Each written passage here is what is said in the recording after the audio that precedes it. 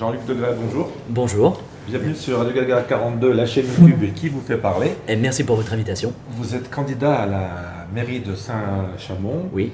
Vous avez été longtemps dans la majorité d'Hervé Reynaud. Et puis soudain, patatras, la majorité se casse en deux et chacun a fait sa propre liste. Alors, aujourd'hui, on est dans le cadre des élections municipales. On n'est pas dans le cadre des élections législatives, élections nationales. Donc, on est vraiment sur une élection qui est locale.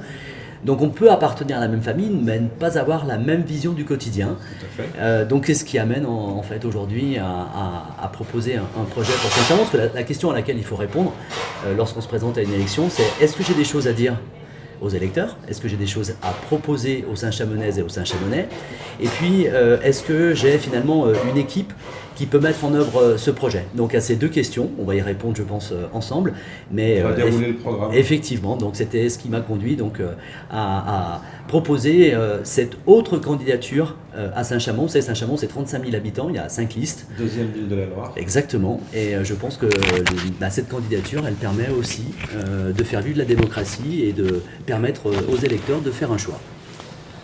La liste, est-ce que ça a été compliqué de trouver un homme, une femme, de la parité? Est-ce que vous aviez suffisamment de demandes et de compétences pour vous engager? Moi, ce qui a guidé en fait la constitution de cette liste, que j'ai montée entre guillemets avec des collègues qui m'ont rejoint au conseil municipal. Je pense à Stéphanie Kellassura, Jean-Paul Riva, Jean-Luc Bouchacourt, Michel Duvernay, Jean-Marc Laval. Ce qui nous a guidés, c'est la compétence, parce que c'est une ville de 35 000 habitants, donc dans plein de domaines, que ce soit l'urbanisme, le sport, le quotidien, c'est très important aussi le quotidien. Voilà, donc les compétences, et puis également aussi la représentativité. Moi je souhaitais que tous les quartiers soient représentés. Je voulais également aussi que cette liste elle soit le reflet finalement de la population de Saint-Chamond, qui aussi bien par son implication professionnelle que son implication dans le domaine sportif, associatif. Vous mettez en avant le mot agir. Agir, c'est quoi en 2026? Agir, ça veut dire on réveille. Ouais. On réveille Saint-Chamond. Ça veut dire que Saint-Chamond est endormi? Un peu. Un peu. Ouais, moi je considère que deuxième ville de la Loire, 35 000 habitants, mais la population elle progresse presque pas. Ouais. Le déclin est arrêté, mais la population ne progresse pas. Quand on regarde en fait le solde migratoire de la commune de Saint-Chamond, c'est-à-dire le nombre de personnes qui viennent s'installer dans la commune et le nombre de personnes qui quittent la commune, eh bien le solde est à 0. Ouais. Donc ça veut dire que Saint-Chamond aujourd'hui c'est pas forcément une ville qui est attractive. Et pourtant il y a des atouts dans cette ville incroyables. Incroyable. Oui, c'est sûr, vous êtes en plein axe sur Lyon là. Exactement, on est entre deux métropoles, Saint-Étienne et Lyon. On est au pied du parc du Pilat. Il y a un tissu associatif qui est très riche. Il y a un savoir-faire également économique, que ce soit dans l'industrie, que ce soit dans l'agriculture, dans les services. Et on a l'impression que tout ça ronronne. Donc moi j'ai bien compris que l'équipe actuelle voulait continuer. Moi je veux transformer Saint-Chamond pour bâtir avec les Saint-Chamonnais une ville où il fait bon vivre. On va peut-être commencer par le commerce. On voit dans toutes les communes des soucis de magasins qui sont à l'abandon, des tags. Alors on reviendra peut-être après sur la propreté, mais quelle est la solution pour un maire aujourd'hui pour faire venir du commerce et peut-être même pour stabiliser le commerce actuel? D'abord, je pense qu'il faut prendre conscience de la difficulté de nos centres-villes aujourd'hui. C'est pas propre à Saint-Chamond. Les difficultés, on les rencontre également à Saint-Étienne, on les rencontre dans l'Ondaine. Les collègues que je rencontre à la métropole, voilà, ont aussi ces difficultés-là. Donc d'abord, il faut être humble par rapport à la réalité du terrain, mais il faut surtout être volontaire. Et le commerce, en fait, c'est pas un coup de baguette magique. Pour moi, c'est 3 axes. D'abord, je pense qu'il faut redonner envie aux Saint-Chamonnais de venir dans le centre-ville. Il y a beaucoup de Saint-Chamonnais aujourd'hui qui ne viennent pas dans le centre-ville de Saint-Chamond, qui s'en détournent. Les causes, c'est quoi finalement? Les causes, c'est je pense... C'est pas pouvoir se garer, c'est les prix trop chers. C'est pas forcément le stationnement, je pense que ça tient d'abord à l'envie, à ce que l'on projette sur le centre-ville. Est-ce que d'abord notre centre-ville... L'inconscient? Un peu l'inconscient. Ouais. C'est-à-dire à la fois, non, j'ai pas envie de venir dans le centre-ville, la propreté c'est à revoir, l'espace public c'est à revoir, effectivement et après il y a l'offre commerciale. Pourtant, je le répète et je le dis, il y a des commerçants dynamiques sur Saint-Chamond, des commerçants qui entreprennent et qu'il faut soutenir. Donc notre projet pour le centre-ville, en 3 axes, c'est embellir l'espace public, travailler également sur le logement, parce que si on veut qu'il y ait des clients dans les commerces, puisque c'était la porte d'entrée le commerce, il faut qu'il y ait des logements, parce qu'aujourd'hui il y a quand même beaucoup de logements vacants sur le centre-ville de Saint-Chamond. Vous savez, lorsque on avait travaillé sur la remise en lumière de la rue de la République, c'était dans les années 2016-2017, on a installé des luminaires sur les façades des maisons. Et c'est vrai que le premier soir qu'on a allumé, on s'est dit, mon Dieu, je pense qu'on va avoir beaucoup de réactions de riverains qui vont venir nous dire, vous nous éblouissez dans notre salon. Il y a trop de lumière. Il y a trop de lumière. On n'a eu aucune remarque. Pourquoi? Parce que dans la rue de la République, il n'y a plus personne. Il n'y a plus personne pratiquement. Voilà. Non, mais c'est la réalité aussi. Non, mais je ne vous dis pas qu'il n'y a pas plus personne, mais il y a peu de population finalement. Donc le logement. Et puis troisième point, effectivement, avec les commerçants, un vrai travail à mener pour relancer le commerce. Quand on a dit ça, c'est les grands axes, on n'a pas dit grand-chose, mais en tout cas, c'est la philosophie. Est-ce qu'il faut inventer quelque chose? Alors déjà, je pense qu'il faut repenser l'espace public, il faut l'embellir. Ouais. Moi, je vais travailler sur 2 axes. L'axe qui va du Square Roi-Gautier, Place d'Orient, Esplanade de la Liberté, plus rue du Rivage, et également le prolongement de l'avenue de la Libération. Parce que l'avenue de la Libération, on l'oublie, c'est l'avenue qui mène à la gare. Là aussi, il y a des commerçants qu'il faut soutenir. Et aujourd'hui, je pense que cette rue, elle n'est pas digne d'une ville de 35 000 habitants. Il faut refaire la voirie, les bordures, les trottoirs, certainement améliorer les cheminements piétons. Voilà, donc il y a tout ça déjà à faire dans un premier temps. Ensuite, deuxième chose, donc je vous disais par rapport au logement, là on peut s'appuyer sur les aides de l'État de la métropole. Il faut encourager, accompagner plus les propriétaires pour rénover leur logement. Je pense rénovation thermique, je pense également aussi des logements qui s'adaptent au vieillissement de la population. Et puis évidemment, après, il y a tout un travail à faire avec les commerçants. Vous savez, les commerçants, lorsqu'on les rencontre, ce qu'ils nous disent, d'abord, c'est un peu plus de sécurité dans le centre-ville. On y viendra après. Et pour ça, il faut une présence piétonne de la police, vraiment physique de la police, avec voilà, des passages dans les rues. Voilà, ça, c'est important, ils le souhaitent dans un premier temps. 2, améliorer la propreté. Voilà. Moi, quand je vois la rue des Trois Frères à proximité du centre-ville, c'est pas acceptable. Ensuite, je pense qu'il faut aussi créer des animations, mais des animations qui profitent vraiment aux commerçants. C'est vrai que lorsqu'on a des animations à Saint-Chamond, soit on délocalise aujourd'hui sur le parc de Nova-Ciré, c'est la fête de la musique, très bien, succès populaire, mais ça ne favorise pas forcément le commerce. Oui, ça exporte un peu les choses quoi, en extérieur. Voilà. Même si c'est quand même en intérieur. Après, ça s'y prête bien. C'était peut-être à la base ce qui était prévu aussi. Mais c'est peut-être à repenser les choses. Lorsque l'on fait par exemple le marché de Noël, eh bien, jusqu'à présent, Square Gautier, on bloquait le parking, donc ça ne profitait pas aux commerçants. Lorsqu'il y a la Vogue au mois de septembre, c'est magnifique la Vogue, ça fait partie du patrimoine Saint-Chamonais. Il y a des commerçants du Square Gautier qui nous disent, moi je pars en vacances. Donc il faut aussi des animations qui profitent vraiment aux commerçants. De toute manière, je n'enclencherai aucun travaux sans l'aval des commerçants. Je veux vraiment qu'il y ait une concertation par rapport à ça. Ils sont les usagers de notre centre-ville et ils doivent nous donner leur avis et leur aval avant de lancer quoi que ce soit. Est-ce qu'il faut également plus de places de parking? Alors, place de parking, je pense qu'on peut peut-être le mardi et le jeudi repositionner un petit peu le marché pour dégager le parking du centre-ville, le parking de la place de la Liberté, pour favoriser peut-être effectivement le commerce local. Là aussi, le marché c'est un super outil, c'est presque un atout de notre centre-ville et les commerçants vont vous dire c'est peut-être pas forcément le jour qu'on bosse le plus, quoi, le jour où il y a le marché. Ce que je propose, c'est la création d'un marché couvert dans la halle La Tuyère. C'est l'usine avec la façade en briques là, qui est en face de Nova-Ciré. Je pense qu'on pourrait aménager l'espace dans le cadre de la requalification du quartier avec un marché de producteurs qui pourrait peut-être compléter l'offre de marché sur Saint-Chamond. Pourquoi pas le week-end, pourquoi pas le dimanche? Parce que le dimanche à Saint-Chamond, le centre-ville, il est dépeuplé. Hein. Il n'y a pas que Saint-Chamond. Bon, il n'y a pas que Saint-Chamond. Moi, je suis souvent à Saint-Chamond. Oui, mais je me doute. Mais vraiment, à Saint-Chamond, c'est dépeuplé. Quoi. Ouais. Voilà. Et c'est terrible parce que c'est quand même un jour où on a un peu plus de temps. Et avant de se retrouver peut-être entre amis et en famille le dimanche à midi, on peut aussi aller faire son marché le dimanche matin. J'ai envie de vous dire que la société a changé aussi. Quand j'étais gamin, on était dans la rue, on jouait au foot. C'est ça. Ah bah oui, il y avait de la vraie vie le dimanche dans les rues des quartiers, mais tout ça a évolué. Du commerce, on fait qu'un pas. On va parler peut-être un peu j'en ai beaucoup entendu parler ces dernières années, de cette fameuse église qui a été désacralisée. Qu'est-ce que vous voulez vous en faire? Parce que j'ai vu qu'il y avait plein de choses et finalement on ne comprend pas bien. Déjà, on ne comprend pas bien ce qu'on fait d'autre que dans une église. C'est un peu curieux pour moi. Et qu'est-ce que vous voulez en faire? Parce que je pense qu'il y a plein de projets là aussi.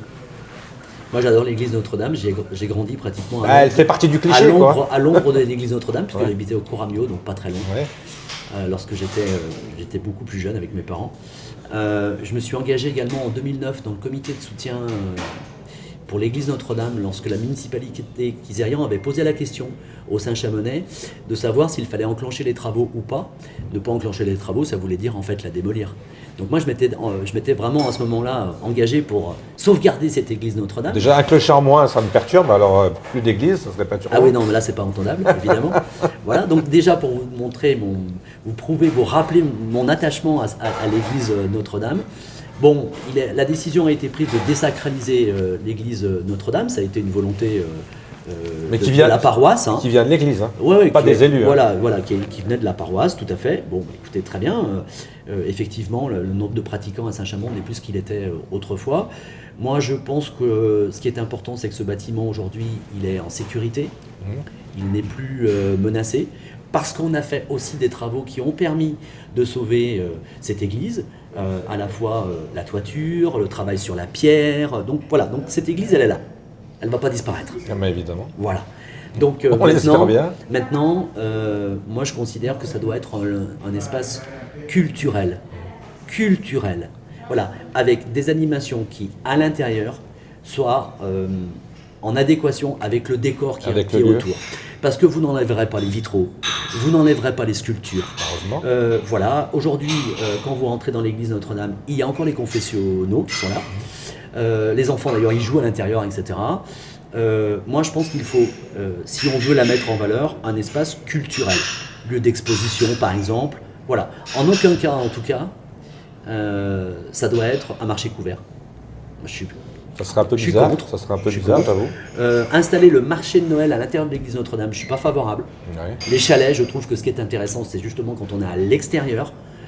Les chalets, l'esprit de Noël, le vin chaud, ça se fait à l'extérieur, parce que sinon, si on met des chalets à l'intérieur d'une église, il y a déjà un toit, c'est pas la peine d'en mettre un deuxième en fait. Voilà. C'est un peu complexe. Voilà, donc pour moi, c'est pas entendable. Faire passer une course à pied comme cela a été le cas au printemps dernier, c'est pas entendable non plus. Voilà, parce que j'estime que c'est pas en adéquation avec cet espace. En fait, aujourd'hui, la question qui se pose sur Notre-Dame, c'est une question des usages. Aujourd'hui, il n'y a pas un projet qui permette de dire « Ah ben oui, tiens, cette église, on va en faire ça ». Donc aujourd'hui... Il n'y a pas un projet qui est évident, quoi. Voilà. Et je pense... C'est dû aussi à l'histoire que c'est quelque chose de catholique, comme je sais que je ne pourrais religieux. pas aller de partout avec mon équipe, comme on ne pourra pas tout faire, parce qu'on a des enjeux sur la sécurité, on a des enjeux également sur le centre-ville, dans les quartiers, on va en parler, également aussi sur d'autres bâtiments patrimoniaux. Donc on ne peut pas aller de partout. Donc moi je considère qu'aujourd'hui l'église est en sécurité, on l'utilise comme on peut pour faire un espace culturel en adéquation avec les lieux, et voilà. J'ai envie de vous dire, elle est au milieu du village et elle va y rester. Exactement. L'insécurité, c'est le sujet majeur dans toutes les communes. Moi j'entends beaucoup parler de caméras. Et je me dis que les caméras, c'est bien beau, mais il faut, vous l'avez d'ailleurs dit dans le préambule, il faut des gens, les commerçants vous le demandent, des policiers sur le terrain. Alors est-ce que vous allez mettre plus de caméras, plus de policiers? Quelle est l'ambition de agir pour Saint-Chamond?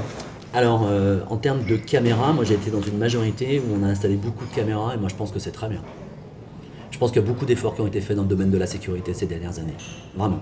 Et les caméras, elles font pas tout, mais malgré tout, elles permettent d'apporter un vrai plus dans la sécurité du quotidien. Ça rassure la population? Ça rassure la population, ça aide la police municipale et ça aide la police nationale à résoudre des affaires.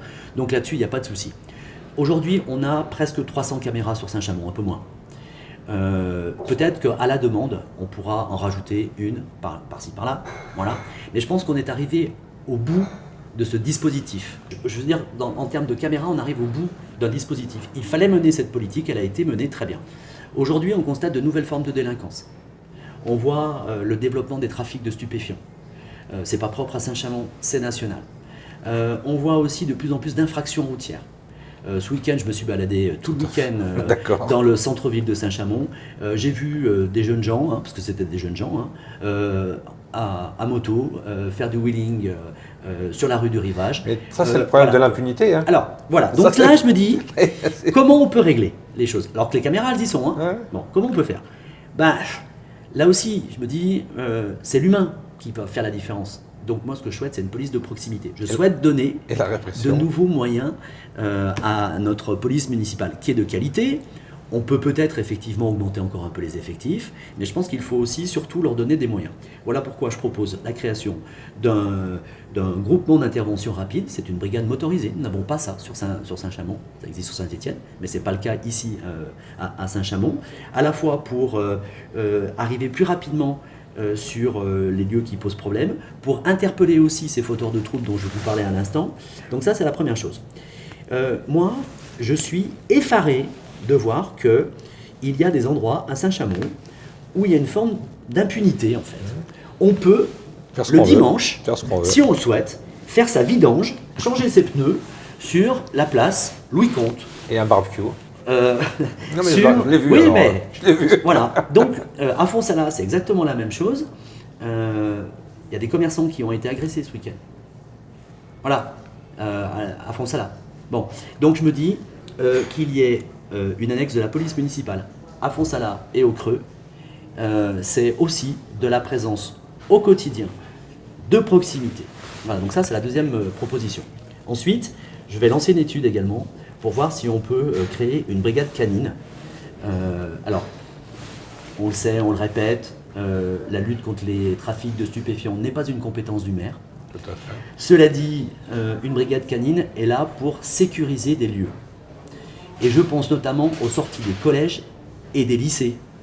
Parce que si on peut sécuriser la sortie des collèges et des lycées, accompagner d'une certaine façon, encadrer d'une certaine façon la sortie des enfants, depuis le portail jusqu'à l'arrêt de bus, et ben déjà on aura gagné quelque chose. Ça n'empêchera pas peut-être effectivement d'autres formes de trafic, mais n'empêche que là... On rentre dans votre expression qui est de protéger. Protéger. Et là, moi je trouve que c'est vraiment faire acte de civisme, de protéger les plus jeunes qui sont les plus vulnérables. Vous avez dans votre programme aussi une phrase que j'ai notée, hein, diminuer le train de vie de la mairie. C'est quoi? C'est arrêter les petits fours? Là, je vous provoque un petit peu. Mais... Ouais, mais je veux pas tomber dans le populisme. Ouais. Non, mais cette phrase est déjà un peu populiste. Bah, oui, alors parce qu'en fait, il faut l'illustrer. Ouais, voilà. Il faut l'illustrer. Donc je vous tends la perche. Ouais, mais je comprends. Je vous remercie. Non, en fait, le problème qui se cache derrière tout ça, c'est le problème de la dette. Ouais. Saint-Chamond, c'est une ville qui a connu une augmentation très forte de sa dette ces dernières années. En 2020, la dette de Saint-Chamond, la ville de Saint-Chamond, c'était 9 millions d'euros. 2020. En 2025, 5 ans plus tard, la dette était passée à 29 millions d'euros. Donc ça veut dire qu'on a pratiquement financé une partie de nos investissements uniquement avec la dette. Avec l'emprunt, pardon. Là, je crois que vous allez me perdre. Bon, en tout cas, la dette, voilà, il va falloir la rembourser. Cette dette, elle a augmenté parce que notre épargne a diminué. Notre épargne. C'est-à-dire qu'entre les recettes et les dépenses, l'épargne a diminué. J'ai quand même fait un CAP BEP comptabilité à Saint-Chamond, à Sainte-Anne. Ah, très bien. Donc, je vous suis quand même un petit peu. Bon, ça vous va. Donc, nos dépenses, voilà. Donc, quand on dit réduire le train de vie de la mairie, ça veut dire en fait faire baisser les dépenses de fonctionnement, en tout cas ralentir les dépenses de fonctionnement. Baisser, l'inflation est là, il ne faut pas non plus. C'est ça en fait. Alors ça ne veut pas dire supprimer les petits fours, parce que d'abord, il n'y a pas tant de petits fours que ça à la mairie de Saint-Chamond. C'est bien dommage, je suis pas invité. Vous êtes pas, moi non plus. Enfin, plus trop maintenant. Oui. Non, c'est pas vrai, c'est pas vrai. Non, c'est pas vrai. Donc je vous le dis, il n'y a pas d'abus de la part des élus. Vraiment. Je pense que tous les élus, alors on peut être en désaccord, hein, mais vraiment, moi les personnes que j'ai rencontrées, avec qui j'ai travaillé, ce sont des personnes qui avaient envie de rendre service à leur ville. Ok, et je pense que là-dessus, ils se sont pas servis. En revanche, je pense qu'il y a des économies à faire sur le nombre de véhicules à la mairie. Je pense qu'il y a des économies à faire sur les bâtiments que l'on possède. La ville de Saint-Chamond possède 270 bâtiments. Donc ça veut dire de la taxe foncière, des fluides. Et je pense que là-dessus, on peut faire des économies. Voilà, c'est ça quand on dit réduire le train de vie de la mairie. Vous avez noté aussi réduire les frais de communication, ça veut dire quoi exactement? Alors ça, c'est un petit élément, ouais, effectivement. C'est pas avec ça qu'on va faire baisser la dette, mais quand je vois par exemple que le maire a lancé pour 80 000 euros d'études pour un programme qui s'appelle Saint-Chamond 2035 ou Saint-Chamond 2050, je ne sais plus exactement, je me dis que ce genre de propagande, en fait, payée par le concitoyen, c'est pas ma tasse de thé. Il y a déjà le bulletin municipal, c'est déjà pas mal. Et d'ailleurs, j'aimerais à ce sujet vous dire que si je suis élu, je souhaiterais que l'opposition puisse s'exprimer dans ce bulletin municipal. Aujourd'hui, il y a des tribunes. C'est extrêmement compliqué pour avoir une tribune. Nous, on n'y est pas arrivé. Je vous le dis, on n'est pas arrivé. On n'est pas arrivé parce que, en fait, les propositions qu'on nous faisait, elles étaient indécentes. Ouais. L'opposition augmentait, mais le nombre de caractères qui nous étaient donnés diminuait. On s'en sort pas, en fait, c'est compliqué. En fait, dans le bulletin municipal, lorsqu'on parle des tribunes politiques, c'est à la fin du magazine. Bah, comme à Saint-Étienne. Hein. Comme à Saint-Étienne, il faut que tous les groupes qui soient constitués disposent du même nombre de caractères. C'est bon. Enfin, il faut arrêter ces enfantillages, quoi. Il faut passer peut-être à... Voilà. Oui, quand je vous dis qu'il faut réveiller Saint-Chamond, ça passe par ça, en fait. Ouais. J'ai l'impression que c'est un peu dans toutes les villes. Hein. C'est un peu ces petites batailles... Bataille de l'ancien temps, presque. Parce qu'aujourd'hui, quand on voit les magazines papier qui sont super beaux, où finalement on n'apprend pas grand-chose, parce qu'on a déjà tout vu sur Internet, et là aussi, il y a peut-être des choses à revoir, mais je ne suis peut-être pas le mieux placé pour en parler. Non, mais je suis d'accord. Saint-Chamond, une ville qui avance, vous voulez avancer comment finalement? Parce que vous dites qu'elle est un peu endormie. Avancer Saint-Chamond, c'est aussi créer de l'emploi pour garantir l'avenir de notre commune. Donc il faut vraiment soutenir les forces vives qui créent de la richesse. Je pense donc d'abord à nos agriculteurs et notamment via le plan local de l'urbanisme qui doit protéger les terres agricoles.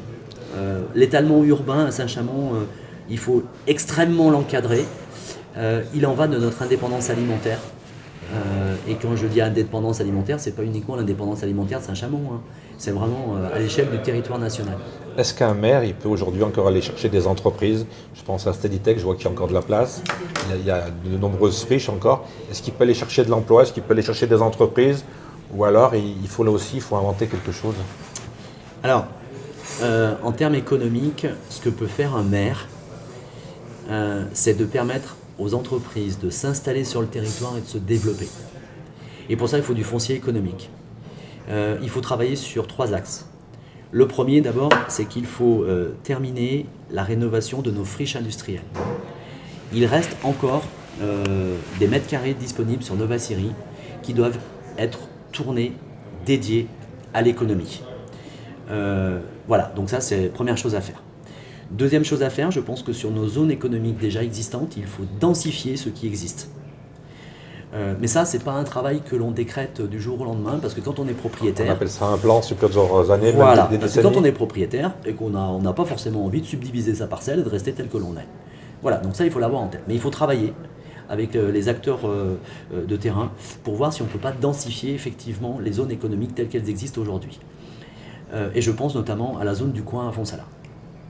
Troisième point, effectivement, je pense qu'il faut envisager l'avenir et lancer les études de Steadytech. Alors ces études, qu'est-ce qu'elles vont donner? Quel sera le périmètre? Comment la zone sera-t-elle aménagée dans le futur? Aujourd'hui, j'en sais rien parce que les études ne sont pas lancées. Je sais que du côté de l'Orme, il y a une forme d'inquiétude par rapport à ce projet de Steadytech. Je pense qu'il faut travailler avec les élus lormois, se mettre autour de la table. Et ouais, mais c'est normal, hein. Voilà. Mais parce que je pense qu'il faut prendre aussi la mesure de ce que cela représente pour notre territoire. Aujourd'hui, sur le territoire donc, de la vallée du Gier, entre Saint-Chamond et Rive-de-Gier, il n'y a pratiquement plus de foncier disponible. Hormis ce que je viens de vous dire, friche industrielle, Duralex à Rive-de-Gier, Nova Syrie à Saint-Chamond, il y a Grand-Croix, il y a l'Orme aussi, parce qu'il y a la ZAC Pasteur. Bon, il y a quand même encore des choses à exploiter. La densification des zones d'activité actuellement, mais je pense qu'il faut lancer ces études. Moi, j'y suis favorable parce que l'enjeu qui est derrière, c'est l'emploi.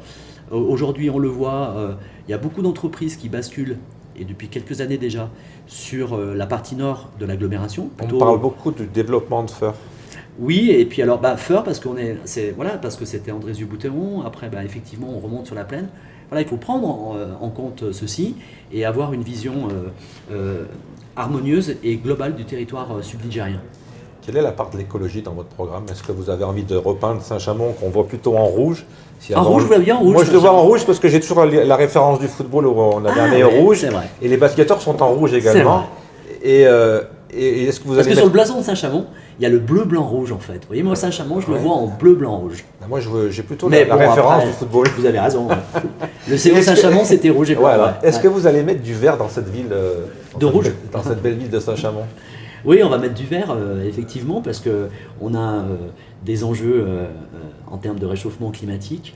On le voit toutes les années. Donc, lorsque l'on va faire des aménagements, on veut faire des aménagements avec effectivement des places ombragées, des terrasses ombragées. Donc ça, Seulement, il faut ça on est bien d'accord. il faut du temps avant que les Il arbres faut du temps créent- avant créent que ça de l'ombre, hein. pousse. Il faut 7 ans pour faire un arbre. Voilà. J'en ai planté beaucoup dans ma vie. Je ne suis pas bûcheron, mais j'en ai planté beaucoup. À titre personnel, voilà. Et il faut 7 ans pour faire un arbre.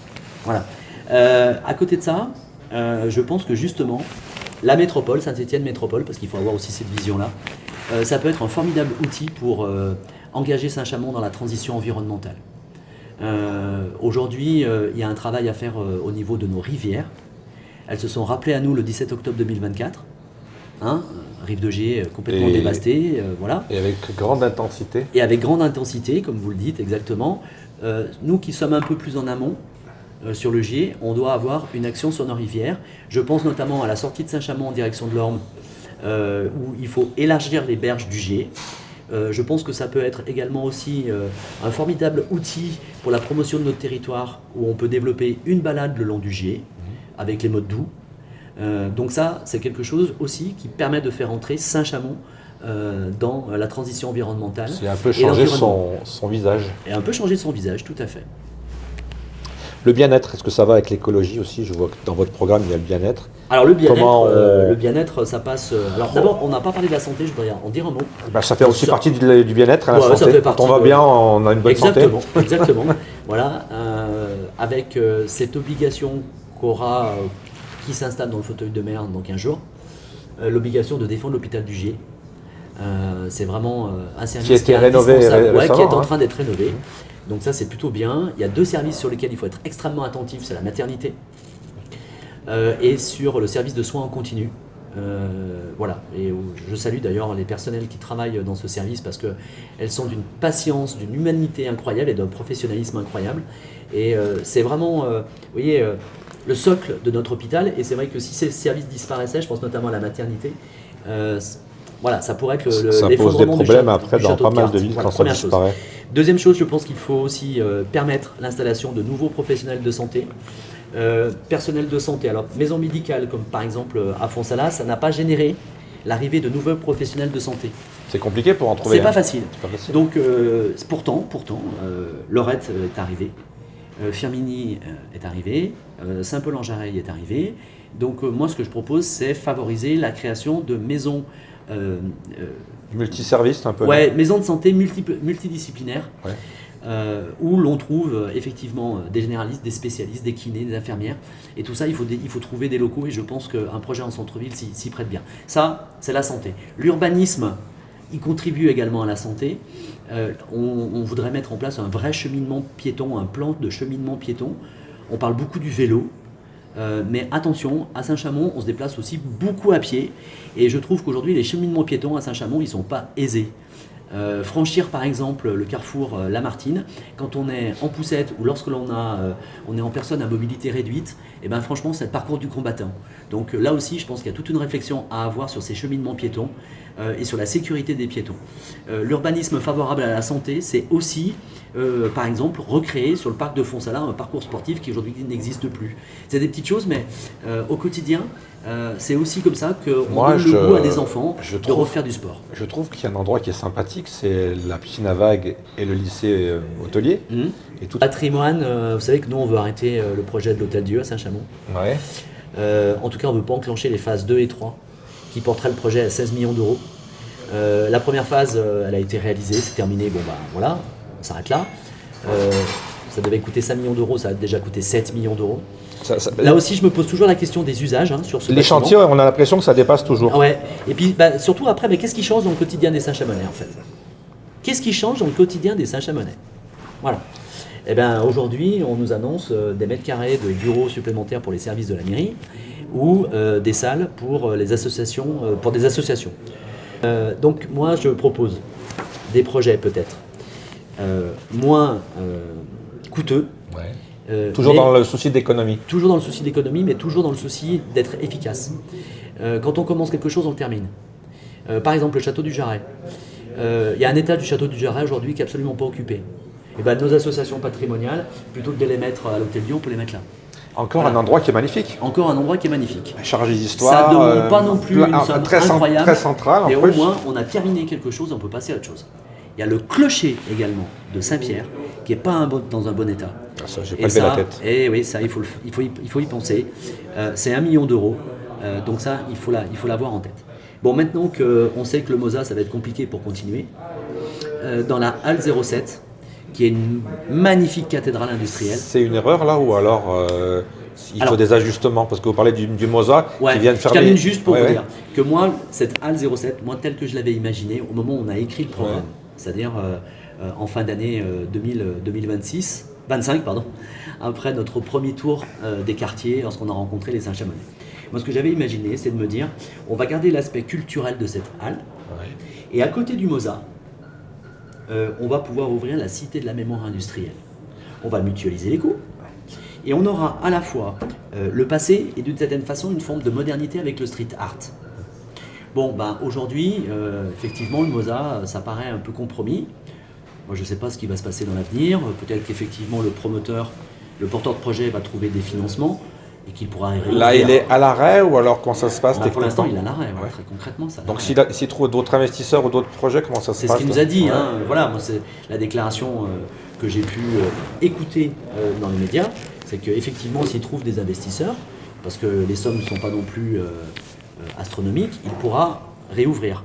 Et moi, je pense qu'effectivement, comme la halle est immense, en fait, elle est immense cette halle. Oui, elle fait assez vite d'ailleurs. Eh bien oui, donc, eh bien, je pense que les deux pourraient cohabiter. Et cette cité de la mémoire industrielle et ouvrière nous permettrait à la fois, dans un musée qui se voudrait immersif, découvrir un petit peu ce que c'était que la vie quotidienne à Saint-Chamond au moment de la révolution industrielle, projeter aussi les plus jeunes sur ce que c'est que l'industrie.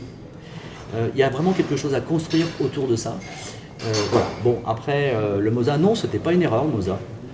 Moi, j'ai participé à l'ouverture de ce musée et à travailler avec le porteur de projet. Simplement, je pense que dans la dernière ligne droite, il y a eu 2 loupés. Un, c'est que l'offre d'œuvres qui était proposée par le musée n'était pas forcément à la hauteur de ce qui pouvait être attendu. Les artistes qui devaient venir ne sont pas forcément venus tout de suite. Donc l'offre, elle n'était pas forcément à la hauteur. Moi, j'ai visité le musée MOSA à Neuf-Brisac, en Alsace, dans la cité Vauban. Ça vaut le coup d'œil, quand même. Vous voyez, et il y a vraiment une atmosphère. J'ai pas retrouvé ça à l'intérieur de la Halle 07, avec Est-ce que les c'était caravanes. vraiment aussi quelque chose qui était une demande des Saint-Chamonix? Alors, non mais déjà l'offre, on va y venir là-dessus. L'offre. L'offre. 2, moi j'ai l'impression que le porteur de projet, il n'a pas été suffisamment accompagné par la municipalité. Je le dis, je le répète. Le musée qui était soi-disant le 9e, qui était le 8e musée de France, à son ouverture, paraît-il, n'était même pas dans le pass musée de Saint-Étienne Métropole. Comme si on avait voulu que, effectivement, New York a son MoMA, Saint-Chamond a son MOSA, comme disait le maire. Mais on a tellement voulu garder le projet Saint-Chamond-Saint-Chamonix qu'on ne lui a pas donné de l'ampleur. C'est ça en fait qui m'a posé problème. Parce qu'il fallait justement s'appuyer sur les compétences de la métropole. Mais dans la dernière ligne droite, la métropole elle a été écartée. Bon voilà, ça c'est une erreur. Ça c'est une erreur politique. Donc une offre et un accompagnement qui n'était pas à la hauteur. Voilà ce que je peux vous dire par rapport au MOSA. Est-ce que c'était une demande des Saint-Chamonix? Non. Mais j'ai envie de dire, on peut aussi apporter une offre culturelle qui trouve son public à un moment donné en disant ah bah ouais tiens finalement ça on n'y avait pas pensé mais c'est vachement bien. Pour trouver son public il faut un certain temps. Il faut un certain temps. Et bien évidemment aujourd'hui on est dans l'économie et la culture c'est de l'économie aujourd'hui et on ne prend plus le temps. Ouais c'est vrai. Mais je pense qu'il y avait moyen de réussir quelque chose. Mais je pense qu'il fallait, dès l'ouverture, créer un vrai événement autour du musée, un vrai accompagnement. Un mot sur le sport Saint-Chamonix? Le sport Saint-Chamonix, d'abord, il vit à travers ses associations, et ça c'est très bien. Saint-Chamond est une terre de sport. Et je ne pense pas qu'au SCAB. C'est vraiment dans tous les domaines. Il y a des clubs et des bénévoles qui sont remarquables et qui encadrent les pratiquants toute la semaine, tous les week-ends, toute l'année. Et ça, il faut vraiment les remercier. Qu'est-ce que peut faire une municipalité par rapport à ça? Les accompagner. Déjà les accompagner. Voilà. Donc peut-être les aider financièrement aussi. Bien sûr, par des subventions. Voilà, tiens d'ailleurs, j'en profite parce que lors du dernier conseil municipal, nous avons voté une avance sur les subventions à hauteur de 40%. Et je sais que parfois, il arrive que la municipalité laisse entendre qu'aujourd'hui, ces subventions, elles sont pérennisées, mais qu'en fonction de qui va arriver, ça ne sera pas forcément... ils ne peuvent pas s'engager. Évidemment qu'ils ne peuvent pas s'engager pour les autres.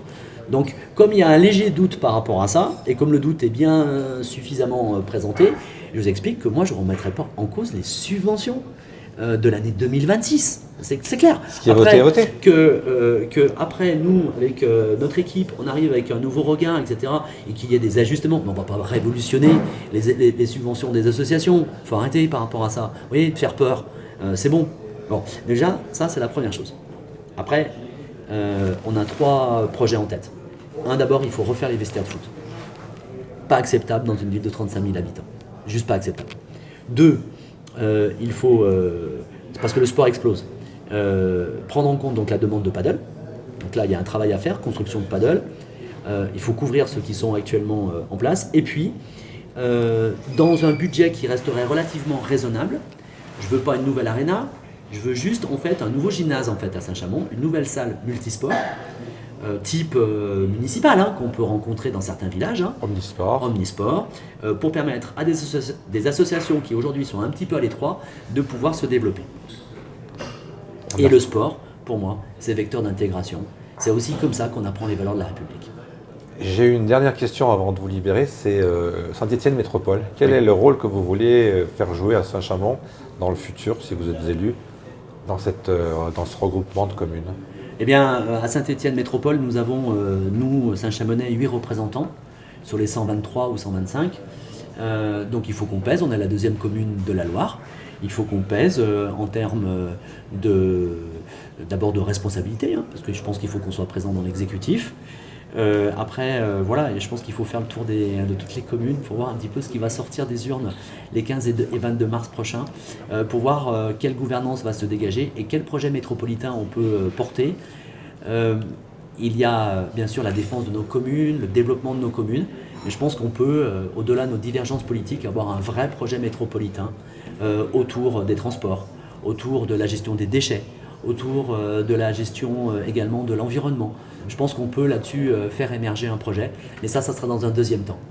Dans les rencontres que vous faites depuis ces longues semaines, est-ce que vous sentez un frémissement de quelque chose? Est-ce que vous sentez une atmosphère? On ne fait pas de sondage à Saint-Chamond, mais est-ce que vous sentez quelque chose? Vous savez, lorsque j'ai lancé ma candidature, c'est un petit peu comme un artiste qui lance un spectacle, il ne sait pas s'il va trouver son public en fait. Donc effectivement, avec ma candidature, il pouvait y avoir le risque que cette candidature ne rencontre pas d'écho. En fait, j'ai été totalement rassuré le 16 octobre dernier lorsqu'on a fait notre première réunion à la salle Condorcet. On a eu plus de 350 personnes. Et je peux vous dire que les gens qui étaient là n'étaient pas que des soutiens. C'est des Saint-Chamonnais qui venaient et qui venaient écouter, voir qui j'étais, qui nous étions, parce qu'on n'oublie pas qu'on est une équipe municipale. Et ce jour-là, j'ai su que de toute manière, on était dans la campagne et qu'on portait vraiment quelque chose pour Saint-Chamond. Et ça s'est confirmé tout au long de nos réunions publiques. Tout au long de nos réunions publiques. Demain soir, je serai au Creux. Ce sera la 21e réunion publique. Nous avons eu du monde tous les soirs. Tous les soirs, dans tous les quartiers. Avec des échanges. Voilà. Donc, moi, je suis très humble par rapport à ce qui va se passer dans les prochains jours et au moment donc, de l'élection. Mais on est dans la course et on est vraiment... en tout cas, on est vraiment très content d'avoir porté cette candidature et de défendre ce projet devant les Saint-Chamonnais. J'ai envie de vous dire, quoi qu'il arrive, vous vous inscrivez dans la durée. On vous reverra sur le terrain, on vous reverra dans les... Moi, je veux dire une chose, pour terminer. Ma candidature, elle est fondée sur 4 engagements. Le premier engagement, c'est que j'abandonnerai pas Saint-Chamond. Je suis pas là pour faire une carrière politique. Ce qui est logique. Hein. Mon engagement, il est local, 100% local. Je suis un Saint-Chamonais, je travaille à Saint-Chamond. 2, je ne me présenterai à aucune autre élection que les municipales. Ni les élections régionales, ni les élections départementales. Je pense que le temps du cumul, il est terminé à Saint-Chamond. Parce qu'il faut se concentrer à 100% sur sa commune. Deuxième chose. Troisième chose, mes valeurs sont celles de la droite et du centre, mais je présente un projet, je pense, qui rassemble en fait l'ensemble des Saint-Chamonais. Et je veux aussi respecter l'opposition. Parce que je trouve que ces dernières années, ces derniers mois, l'opposition n'était pas forcément respectée. Et je pense que l'opposition est respectable parce que c'est la voix aussi des Saint-Chamonais. Et je veux surtout ramener de la sérénité dans les conseils municipaux. On a fait le tour à peu près de tous les sujets. Ça m'amuse ce que vous avez dit, je suis Saint-Chamonais, et moi j'aime bien dire Couramio. Mais il paraît qu'on ne dit plus Couramio. Alors, Couramio, c'est un surnom. C'est pas officiel. Alors. Ah non, le vrai nom, j'ai vu d'ailleurs sur Facebook un gars qui commente une de mes publications en disant « Oh, le mec, il se présente aux élections municipales, il ne sait même pas comment s'appellent les habitants de la ville. » Non, les habitants de la ville, ce sont les Saint-Chamonaises et les Saint-Chamonais. Les Couramio, c'est un surnom. Mais comme à Saint-Paul-en-Jarret, les Saint-Pouter et les Danes. Voilà. Très bien, Jean-Luc Degrain, on vous souhaite bonne chance. Merci pour votre invitation. En tout cas, merci de faire vivre la démocratie et de nous permettre de nous exprimer. Ouais, on sera toujours là, puisque nous, on n'a aucun moyen. Donc, sans moyen, on ne risque pas de faire faillite. Bon, bah écoutez, magnifique alors. À bientôt. À bientôt.